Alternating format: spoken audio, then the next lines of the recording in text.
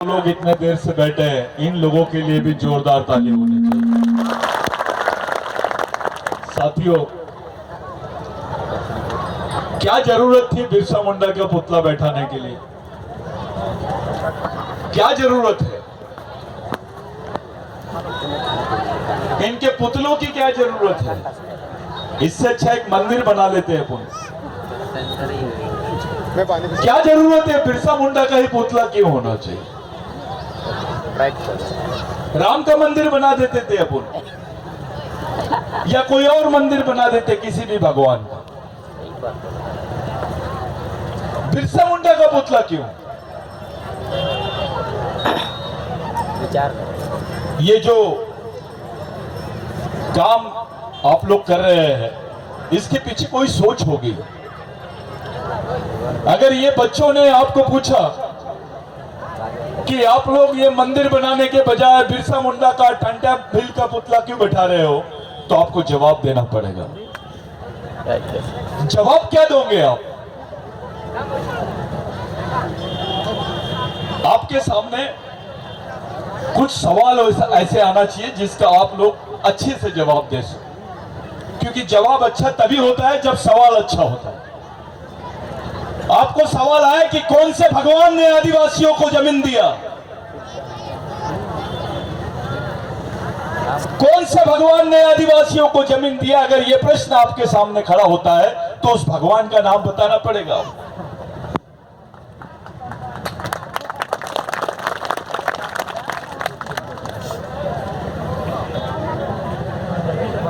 ये जो बात यहां पर हो रही है, ये मामूली बात नहीं है, ये बहुत बड़ी बात है।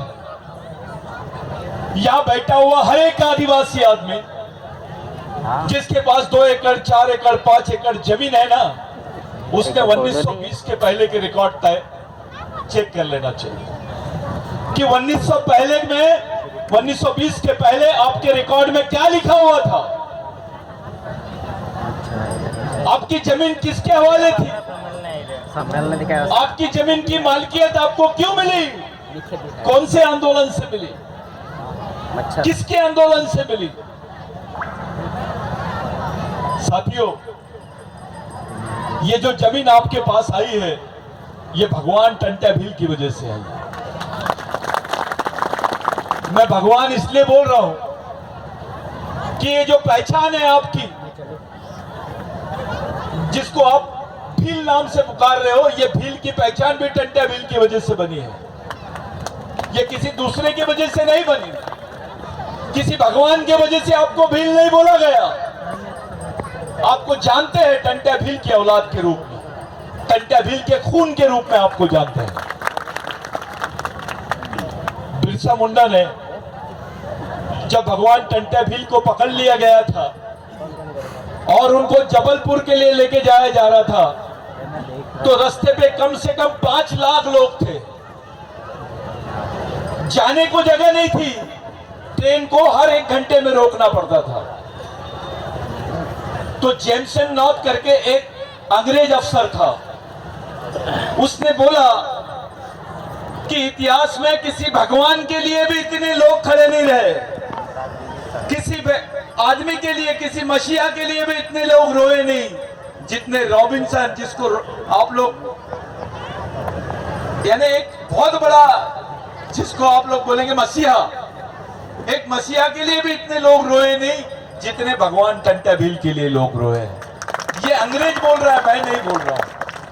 उसने अपने देश में जाके जो रिपोर्ट पेश किया टंटा भील के बारे में, उसमें बोला है उसने, रिपोर्ट ऑन टंटा भील, एक क्रिमिनल रिपोर्ट ऑन टंटा भील। जब उन्होंने उस रिपोर्ट का उल्लेख मैंने पढ़ा तो मेरे को ऐसा लगा कि क्या बात है, अंग्रेजों ने उसको भगवान से बड़ा बोला है।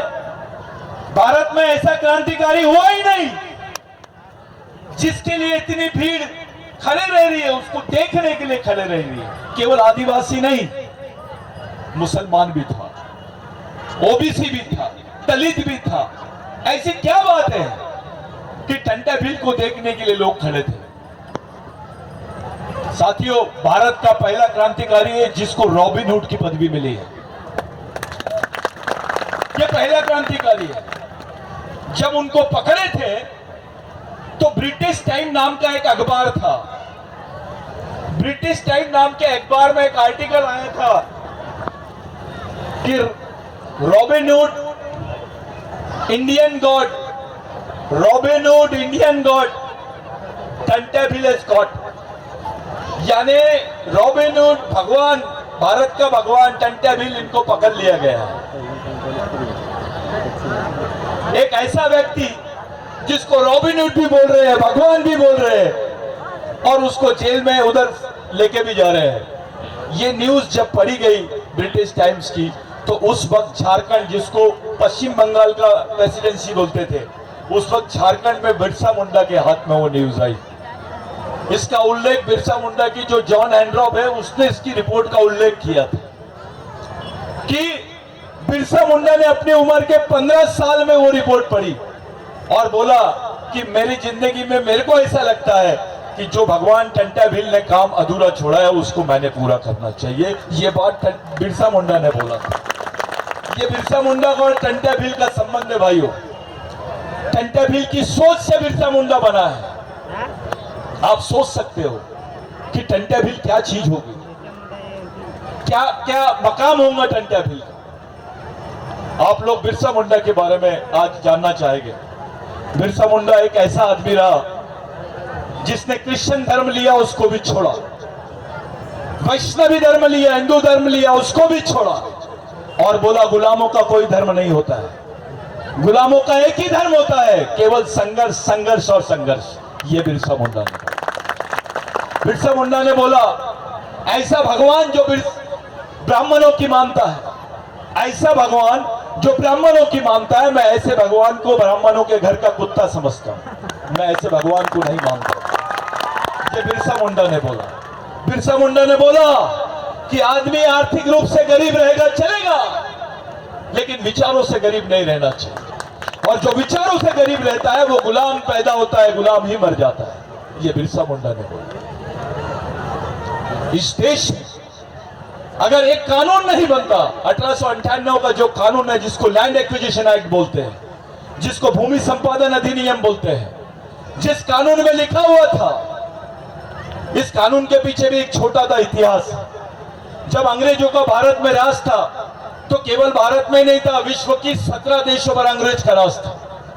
17 देशों पर अंग्रेज राज कर रहे थे, और ऐसे देश थे उसमें से 11 देश जहां पे आदिवासी रहते थे।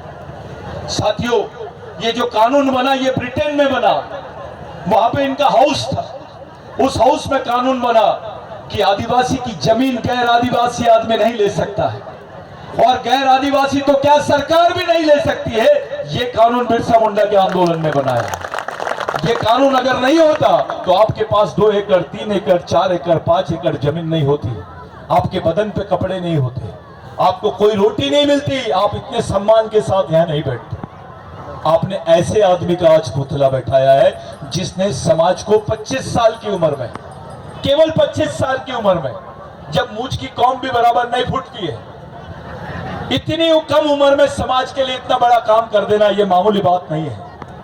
उनके ब्रेन पे रिसर्च करने आए थे इजराइल के लोग कि आखिर ये आदमी का ब्रेन इतना ऐसा क्यों था, उसके मैपिंग करे, उसकी एक्टिविटी को मैपिंग किए, उनके जो कार्यकाल था, कार्य करने का जो प्रणाली थी उनकी, उस पर उन्होंने रिसर्च की और पाया कि ये ब्रेन जो है ये बहुत कम होता है। हजारों में एक ब्रेन ऐसा आता है जिसको कम उम्र में इतनी सारे स्ट्राइक्स होते हैं, जिसको बहुत सारी ब्रेन यानी दिमाग आ जाता है। साथियों, बिरसा मुंडा के बारे में अगर जानना है तो एक ही बात, ये एक ऐसे परिवार का बच्चा था जिसके बदन पे कपड़े नहीं, पेट में रोटी नहीं, लेकिन दिमाग में सोच थी टंटेभिल की। उसके दिमाग में भगवान टंटेभिल की सोच थी। आप सोच सकते हैं, बदन में कपड़े नहीं, हाथ में कुछ औजार नहीं, हथियार नहीं, पेट में रोटी नहीं, ऐसे कौम ने, ऐसे लोगों ने इतनी बड़ी क्रांति करके दी, जिसके बदौलत जमीन हमारे पास में है आज, जिसके बदौलत देश में हमको आदिवासी बोल के पुकारा जा रहा है। ये मामूली आंदोलन नहीं हुआ। जिसके पास साधन है, जो राजा है, जो बहुत अच्छे लोग हैं, मैंने जहां तक कि आदिवासी राजाओं के बारे में पढ़ा हूं, मैंने एक भी आदिवासी राजा को नहीं देखा जिसने आदिवासी समाज के लिए 100 एकड़ जमीन दिया होगा। मेरे को एक आदिवासी राजा का नाम बताओ, नहीं तो एक आदिवासी मंत्री का नाम बताओ जिसने समाज के लिए 100 एकड़ जमीन दिया होगा। दिया क्या? नहीं। और मैं यकीन के साथ बोल सकता हूं कि जिस जमीन पे आप बैठे ये समाज की जमीन नहीं है। आपके पास क्या है? कहां बैठाओगे आप अपने काम को? किसी ने पूछा रे आदिवासियों का रास्ता, ये तो पूरा क्षेत्र आदिवासियों का है। एक कब्रिस्तान बता दो आदिवासियों के नाम से, तुम्हारे नाम से कब्रिस्तान भी नहीं है। कोई जमीन तो बहुत दूर है। जो लोग मध्य प्रदेश के निवासी नहीं थे उनके पास 500 एकड़, 1,000, 2,000 एकड़ जमीनें हैं उनके पास। हमारे पास तो 10 एकड़ जमीन नहीं है अपनी एक्टिविटी करने के लिए, अपने समाज को चलाने के लिए। कौन से मंत्री ने दिया 100 एकड़ जमीन? मेरे को बताइए, नाम बताइए उसका, मैं पैर पड़ने जाता हूं उसको। कहां आप अपने बच्चों को ट्रेन करोगे? किसके सहारे छोड़ोगे ये बात? कौन आपके बच्चों को ट्रेन करेगा? आपके पास कोई ट्रेनिंग सेंटर नहीं है, कोई विचार क्षेत्र नहीं है, कोई विचारों का केंद्र नहीं है। आपका बच्चा आरएसएस में जा रहा है, बजरंग दल में जा रहा है। क्या करोगे आप? क्या सिखाएंगे आप? क्या सीखेगा वो बच्चा? क्या उसको बिरसा मुंडा के बारे में बताया जाएगा? टंट्या भील के बारे में बताया जाएगा? आदिवासियों के इतिहास के बारे में बताया जाएगा? नहीं साथियों, अब तो आदिवासी मुक्त भारत की बात होने लग गई है इस देश में। मेरी बात को थोड़ा ध्यान से सुनो। आदिवासी मुक्त भारत यानी बिगर आदिवासियों के भारत। इस देश में आदिवासी आदमी नहीं रहेगा, तब ये भारत हिंदू राष्ट्र बनेगा। जब तक आदिवासी जिंदा रहेगा तब तक के इस जमीन पर, यहाँ के जल पर, जंगल पर आदिवासियों का नाम रहेगा। 7/12 पे उसका नाम रहेगा, क्योंकि वो इसका मूल मालिक है।